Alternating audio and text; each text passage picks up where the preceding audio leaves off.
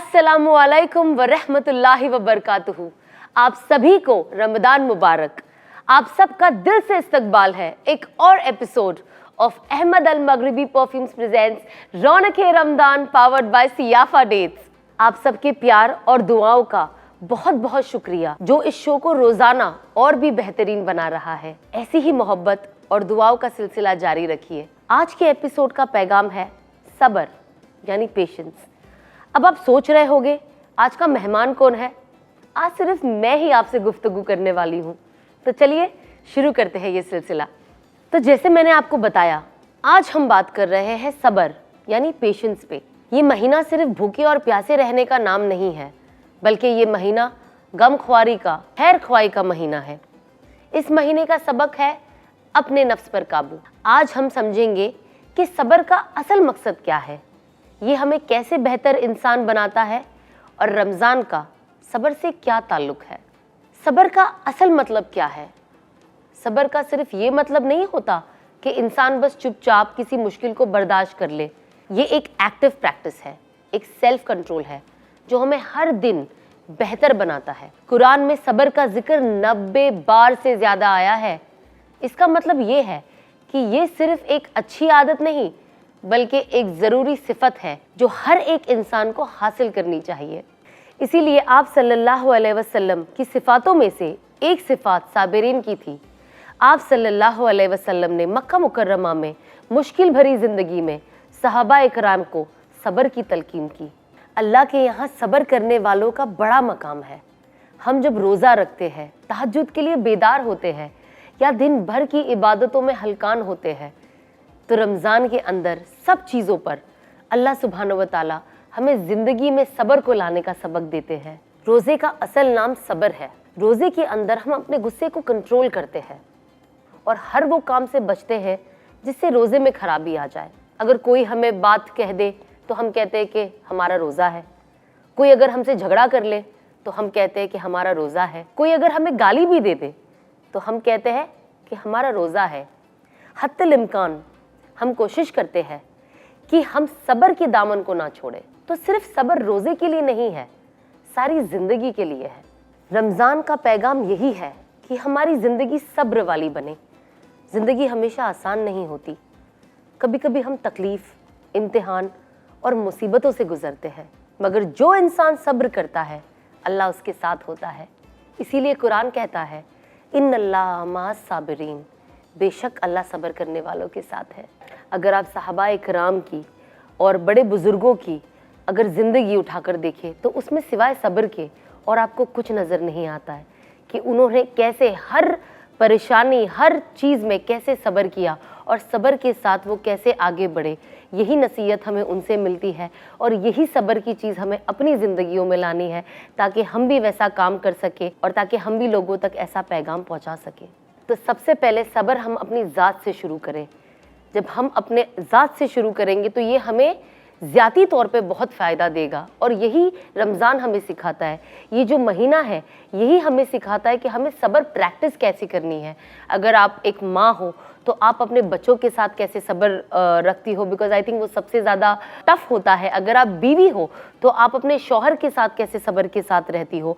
अगर आप एक बेटी हो तो अपने माँ बाप के साथ आप कैसे रहती हो। और यही चीज़ आपको सब्र सिखाती है। और इसी से अगर इंसान इस चीज़ को प्रैक्टिस करे, इस चीज़ को अपनी ज़िंदगी में लेके आए, तो इंशाअल्लाह अल्लाह चाहे तो वो एक, कहते हैं ना, एक अखलाक के आली मकाम पे पहुंच जाएगा जहां पे लोग उसकी तारीफ़ करने से नहीं रुकेंगे कि वाह क्या सब्र है।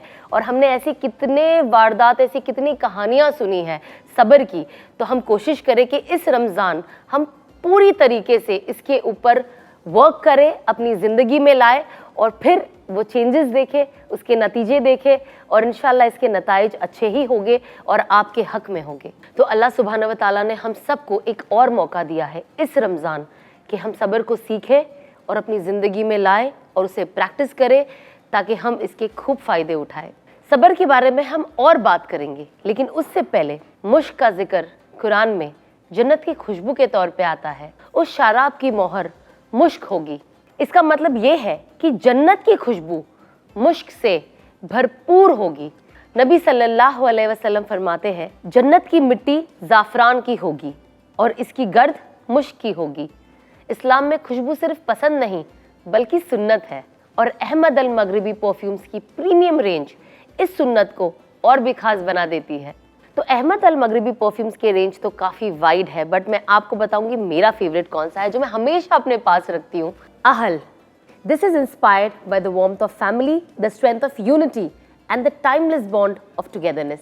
वेल, वो तो मेरा एक पर्सनल फेवरेट है जो मैं फ़िलहाल बहुत ज़्यादा यूज़ करती हूँ, बट इसके अलावा इनके और भी बहुत प्यारे रेंजेस हैं परफ्यूम के, बट ये तो बहुत कम है। इनके और भी बहुत सारे परफ्यूम्स हैं जो आप इनके वेबसाइट पे जाकर देख सकते हैं, और इनके पास सिर्फ परफ्यूम्स ही नहीं बल्कि रूम फ्रेशनर्स, बखूर और बहुत सारी चीज़ें हैं जो आपको बहुत पसंद आएगी। सो Ahmad Al Maghribi perfumes is available globally in India, Malaysia, Indonesia, USA, Europe and UK. Wow! Links are available in my description. Use my code RR20 to avail exclusively Ronak-e Ramadan discounts. So, see you later after a short break.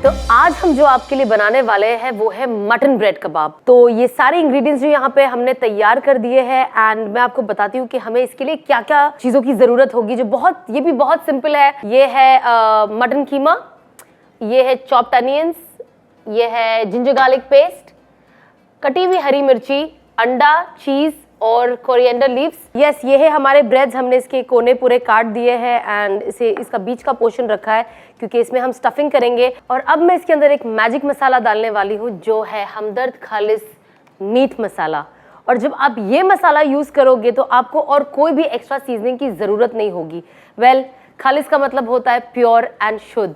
So yes, और हमदर्द है तो क्या ही हमें कोई tension ही नहीं, because जो इनके मसाले होते हैं वो वैसे ही लाजवाब होते हैं। वेल, तो लेट्स स्टार्ट कुकिंग। तो पहले हम डालेंगे तेल, सबसे important oil.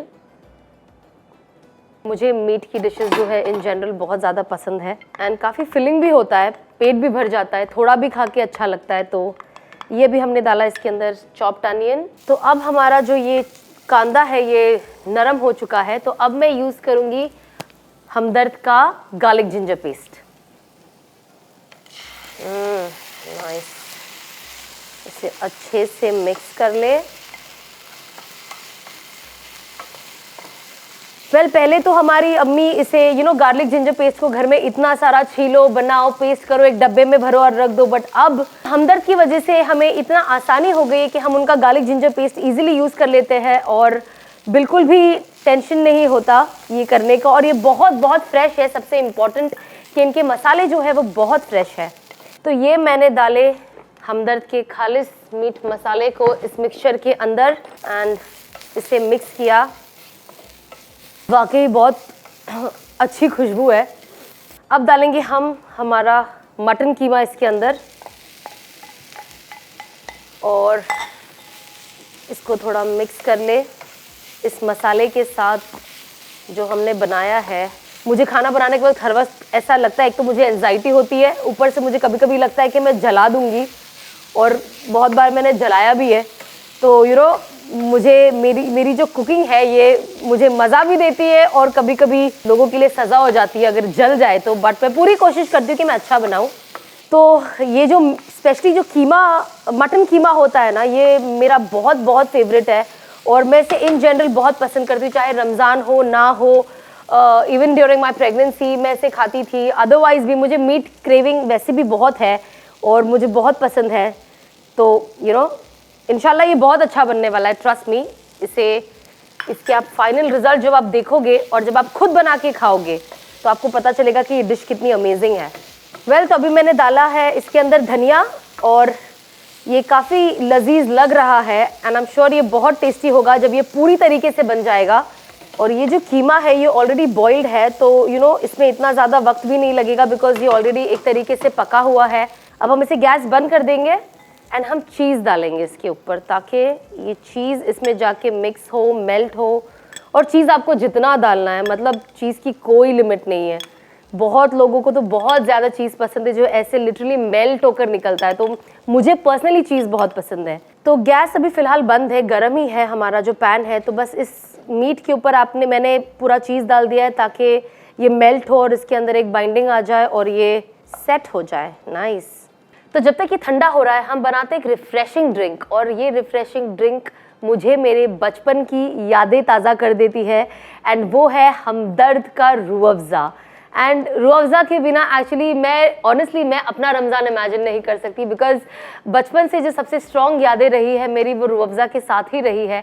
And every Ramzan हम सबसे पहली चीज़ जो बाय करते हैं घर के लिए रमज़ान की तैयारी के लिए वो होता है हमदर्द का Rooh Afza and it's one of my favourite. लेकिन आज हम इसे थोड़ा अलग तरीके से बनाएंगे बिकॉज जनरली हम पानी में तो बनाते ही है, और आज हम इसे बनाएंगे सोडा के साथ। तो इसे कहेंगे हम रूह अफ़ज़ा मोहितो। कुछ नया है और रिफ्रेशिंग है। तो हमें ये इंस्टेंट हाइड्रेशन दे देता है। तो चलो बनाते हैं।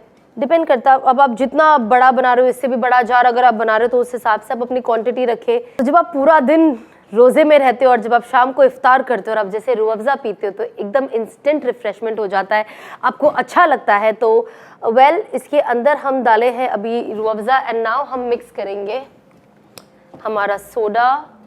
ये हमने ऑलरेडी नींबू स्क्वीज़ करके रेडी रख दिया है यहाँ पे, और ये है मिंट लीव्स और ये है नींबू के पीसेस। तो ये हम डालते हैं अभी इसके अंदर ताकि थोड़ा और टेस्टी हो जाए।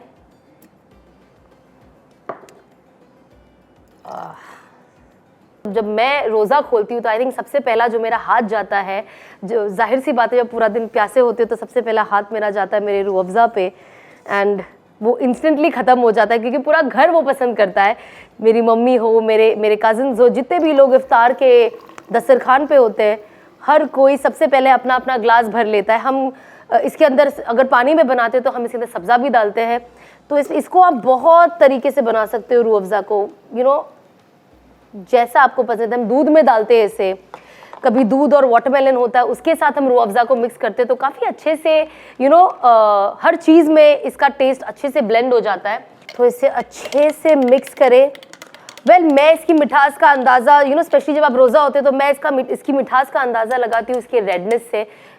मुझे लगता है अगर कम मीठा है तो मैं थोड़ा और रूह अफ़ज़ा मिक्स कर देती हूँ, बट एट प्रेजेंट ये लग रहा है एकदम परफेक्ट एंड माइंड ब्लोइंग। और ये मेरा रूह अफ़ज़ा रेडी है।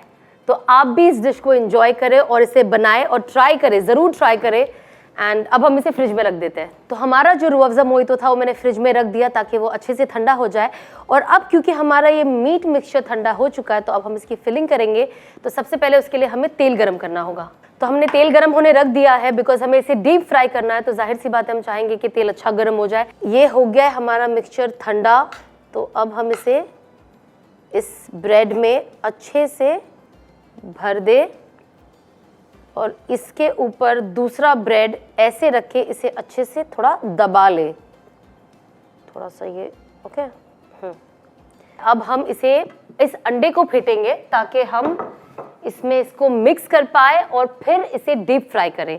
तो यहाँ पे मैंने लिया है 2 अंडा, मैंने डाला है इसे इसमें, और अब इसमें डालेंगे थोड़ा सा नमक। ओके, और अब आप इसे अच्छे से फेंटेंगे। 4 ब्रेड के हिसाब से 2 अंडा इज परफेक्ट। अगर आप ज़्यादा बना रहे हो तो आप उस हिसाब से आप अपने अंडे को भी ज़्यादा कर दीजिए। तो इस फिलिंग को ध्यान से लीजिए एंड डिप इट इस अंडे में। एंड मैं इसे ज़्यादा इधर उधर नहीं घुमाऊंगी ताकि खुल ना जाए, एंड कोशिश करूंगी कि पूरी तरीके से ये अंडे में डूब जाए। एंड देन इसके बाद आप इसे डालें ब्रेड क्रम्स में एंड इसको थोड़ा दबाएं एंड हमें इसका अच्छा फ्लेवर मिले। परफेक्ट है फॉर नाउ। एंड अब हम डालते हैं इसे तेल में। बिस्मिल्लाह बिस्मिल्लाह बिस्मिल्लाह। गया। थोड़ा सा गैस हम कम कर लेते बिकॉज हम नहीं चाहते कि जल जाए। अब इसे आप हल्के से घुमाएं, वेरी स्लोली, आराम से, ताकि ये अलग ना हो जाए। गोल्डन ब्राउन रखने की कोशिश करें बिकॉज अंदर तो हमारा जो मीट है वो पका हुआ ही है। बस ये जो ब्रेड क्रम्स है और जो अंडा है थोड़ा क्रिस्पी टेस्ट आए। इतना खूबसूरत लग रहा है, बहुत बहुत खूबसूरत लग रहा है। गोल्डन ब्राउन हो चुका है एंड खुशबू भी बहुत अमेजिंग आ रही है, बहुत बहुत लाजवाब खुशबू आ रही है। एंड ये रखा मैंने मेरा पहला मिक्सचर। अब इसे गैस को स्लो पे ही रखिए जब आप दूसरा रेडी करें बिकॉज तेल जब एक बार गर्म हो जाता है उसके बाद बहुत ज़्यादा गर्म हो जाता है एंड ये चीज़ को जलना बिल्कुल नहीं है बिकॉज सब कुछ ऑलरेडी सेट है। गैस पे ध्यान रखें स्पेशली जब हम इसे तल रहे हो। बिस्मिल्लाह। एक बार ये अंदर चला गया फिर ये चिपक जाता है, जैसे तल जाता है तो ये इजी हो जाता है। बट जब तक ये तलता नहीं एक तरफ से, एक डर लगा होता है कि ये अलग ना हो जाए। ये भी बन चुका है तो अब हम इसे निकालते हैं इस ट्रे में स्लो करके।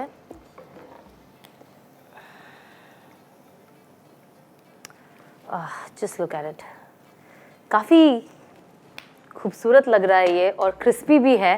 तो अब रेडी हो गया है हमारा मटन ब्रेड कबाब। अब हम इसे इस पे चॉप करेंगे। नाइस।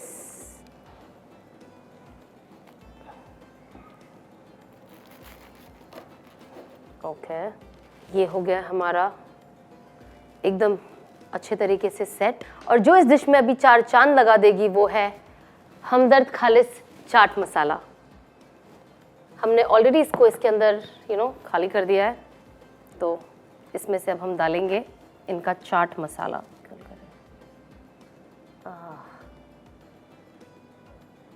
और अब मैं इसे सर्व कर रही हूँ ग्रीन चटनी के साथ, और साथ में हमने जो रूह अफ़ज़ा बनाया था मैं उसे अभी फ्रिज में से लेके आती हूँ। तो ये बहुत अच्छे से ठंडा हो चुका है और ये हमारी इफ्तारी रेडी है।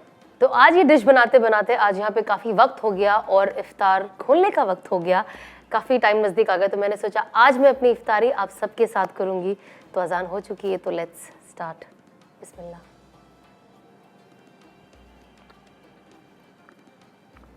और आज जिसकी वजह से लेट हुआ है पहले उस डिश को चखा जाए।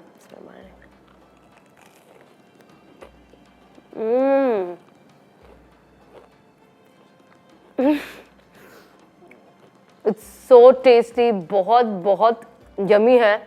चाट मसाले ने तो वाकई जो मैंने कहा था चार चांद लगा दिया। क्या स्वाद है, यमी। वो है खालिस है तभी तो खास है। वो अब सब पिया जाए।